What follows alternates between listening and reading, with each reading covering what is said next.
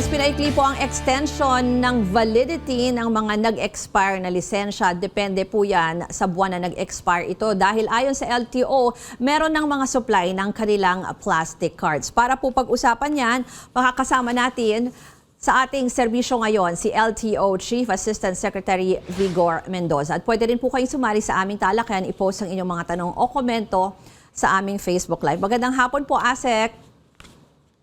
Magandang hapon po sa iyo, Ruth.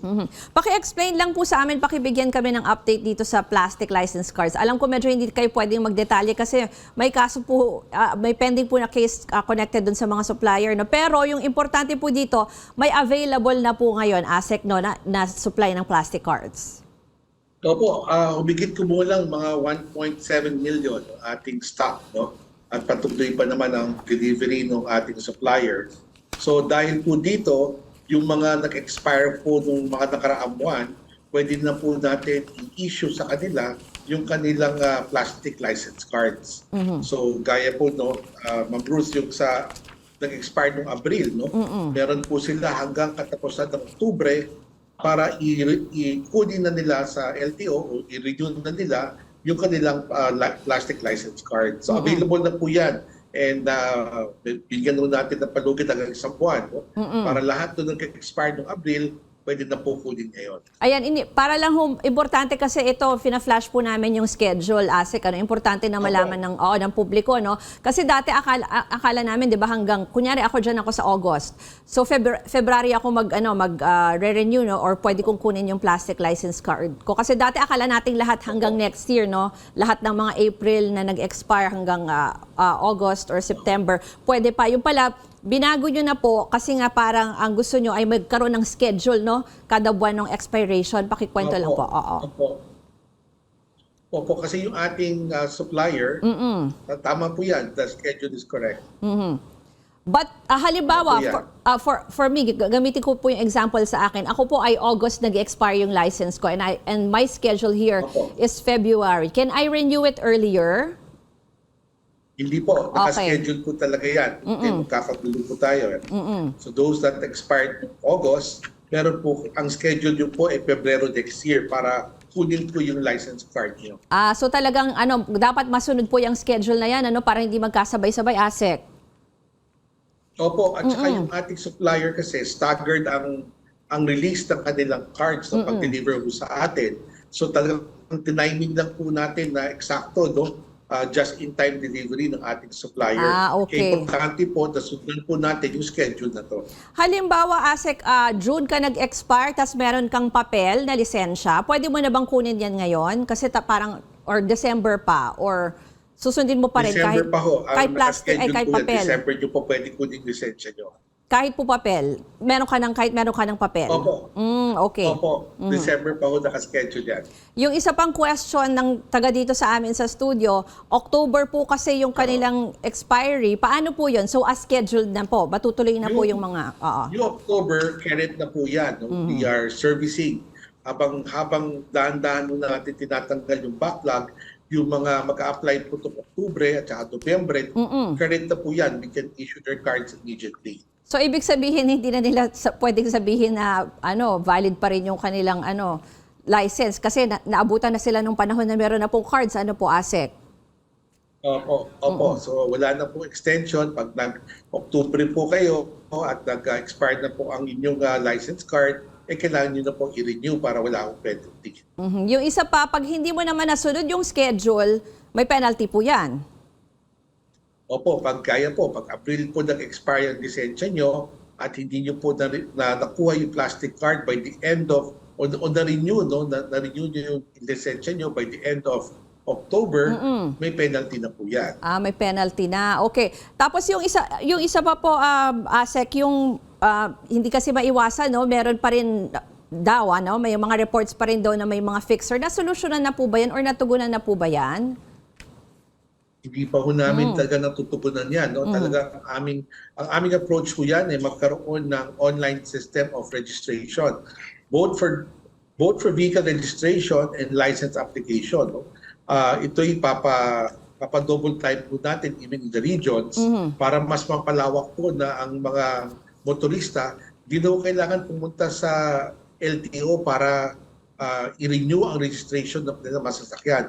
This can already be done online. Ang next natin susundan dyan, itong mga driver's license naman. No?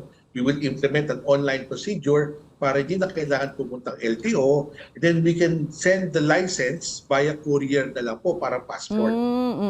Okay. Sige, mamaya, Asek, pag-usapan natin ulit no, yung mismong proseso ng pagre-renew ng lisensya para lang malinaw din sa ating mga kababayan. Kasama pa rin si LTO Chief Vigor Mendoza sa pagbabalik ng newsroom ngayon dito lang sa CNN Philippines. Balikan natin ang ating serbisyo ngayon kasama si LTO Chief Assistant Secretary Vigor Mendoza. Sir, doon sa mga ngayon pa lang ulit magre-renew ng license, paki-explain lang po ulit sa amin yung requirements at yung process kasi ngayon talagang kailangan nag-register ka na doon sa inyong portal. Ano po?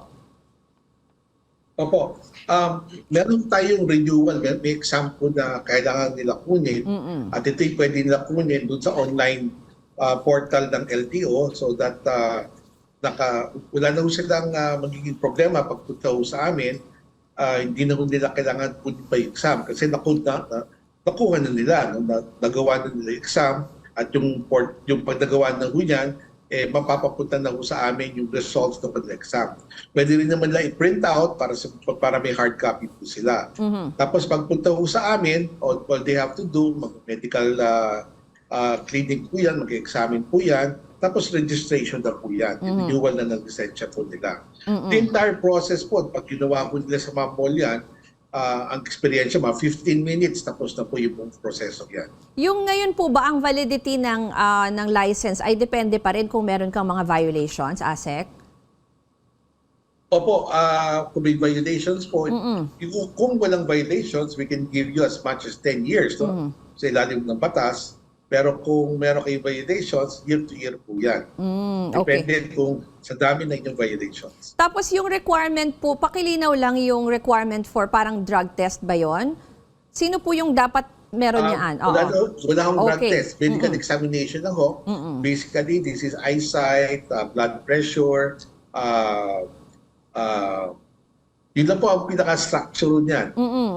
Tapos go na po yan. Mabilis lang po yan. Kasi nakita ko rin nga sa ibang malls, Asek, meron ng one-stop, nandun na yung pwede ka na doon magpa-medical, yung mga gano'n, nandun na rin yung mismong LTO office. Marami po tayong ganyan at yan timing motion po natin yan. At maganda naman ang naging resulta so far. No? Mga 15 minutes dapat tapos na. Yung isa pa po kasi may nakita rin ako na available din pala, makakakuha ka ng digital copy ng iyong lisensya. Diyan po ba yan sa portal or meron po ba yung app?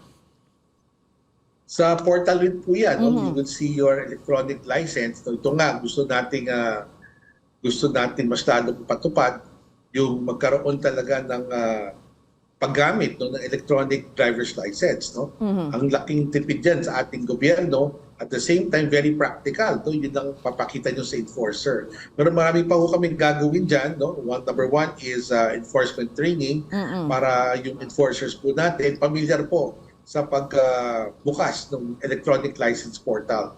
Madali naman, parang Viber code lang naman po yan. So we have a lot of training to do as far as enforcers and saka back-end implementation is concerned.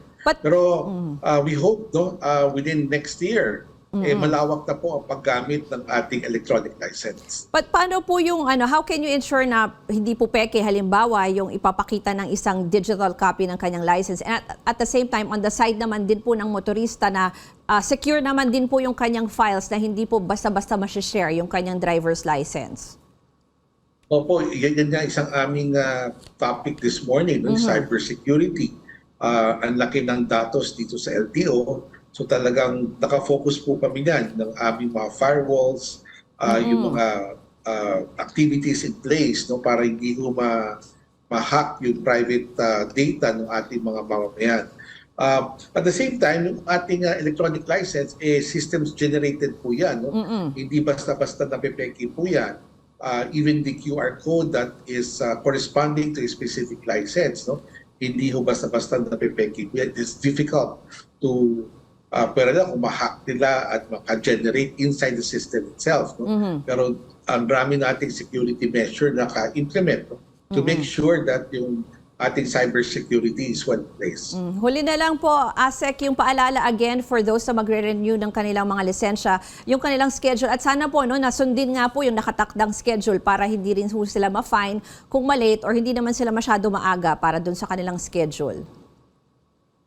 Opo, again, reminder ko sa ating mga motorista, sa ating mamamayan, yung ating schedule for driver's renewal.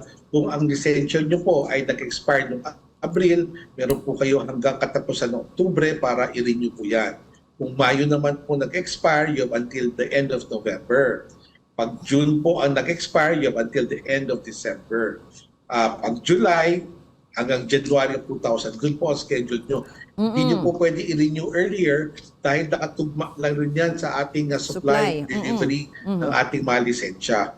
Pag October naman po nag-expire ang inyong lisensya and onward, kaya na ho namin ilabas, no, ang mga driver's license ng mga current users. Yung mga mag-apply po na renewal ngayon, kaya na po natin oro mismo ibigay ang kanilang renewed license. Briefly lang, ASEC, briefly lang. Nakikita nyo dahan-dahan, no, natatapos na po natin itong backlog sa lisensya. Na alam mo, nagsimula to years ago pa, no, last administration, nagtambak-tambak lang po to. But under this administration, tapos na natin yung backlog sa driver's license. Banggitin ko lang, ASEC, mabilis itong Facebook Live natin, pero nasa Facebook Live, napag-usapan na natin to. Sabi ni Marilyn Aguilar, sana daw ay tutukan yung mga empleyadong fixers. Pero in-address nyo naman po kanina na ginagawa na yan ng paraan. Huli na lang, siguro kung may reklamo man sila or iba pong inquiry, saan po pwede tumawag, ASEC? Opo, ipagbigay alam lang sa amin, no, dun sa aming yan, yung aming mga email, website, hotline. No? At actionan po namin yan. Okay. Wala ko kaming hindi in-actionan. No? Pati mga road rage incidents nga, lahat yan in-actionan natin. So, mas lalo na itong mga fixer within the LTO office. Maraming pong salamat kay LTO Chief Assistant Secretary Vigor Mendoza.